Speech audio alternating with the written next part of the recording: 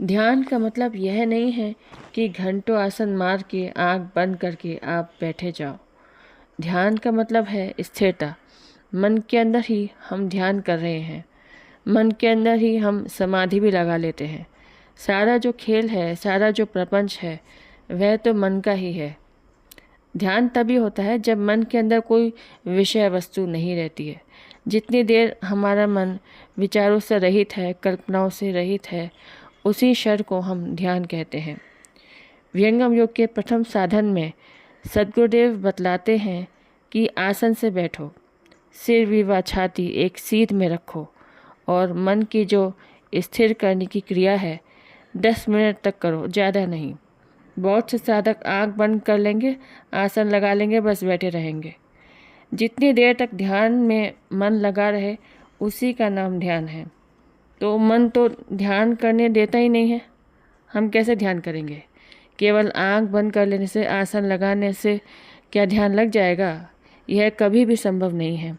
जिस ध्यान में विचार है, तर्क है, तरह तरह की कल्पनाएं हैं, जिस ध्यान में हम संसार के सागर में गोता लगा रहे हैं, क्या वह ध्यान है? सद्गुरुदेव ने कहा, जब हम जगे रहते हैं, हमारी आंखें खुली रहती हैं, तो हमारी जो दृष्टि है वो बाहर रहती है, संसार के भोगों में, संसार की वस्तुओं में रहती है।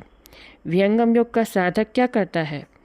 मन की जो शक्ति है आँखों के माध्यम से बाहर जा रही है, बिखरी हुई है, उस शक्ति को एक स्थान पर रोकने का अभ्यास करता है।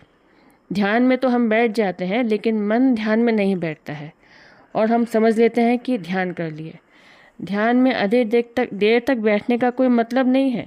इसलिए विहंगम योग के साधक को सद्गुरुदेव कहते हैं कि 10 मिनट ही ध्यान करो और जब मन दृढ़ हो जाए तब समय को धीरे धीरे बढ़ाओ। सद्गुरुदेव कहते हैं कि मन तो चंचल है, परमार्थी है, दृढ़ है, बलवान है, शैतान है, लेकिन उस मन को भी रोकने का तरीका है। वह तरीका क्या है? वह तरीका अभ्यास और वैराग्य है। जिस क्रिया को करके हम उसकी पुनरावृत्ति करते हैं उसका नाम अभ्यास है।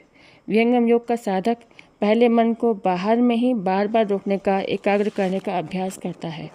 धीरे धीरे मन को एक स्थान पर स्थिर करने का प्रतिदिन अभ्यास करता है। मन से प्रतिदिन संघर्ष करना होगा, लड़ना होगा, तब धीरे धीरे मन आपके काबू में आएगा। बोलिए सद्गुरुदेव की जय।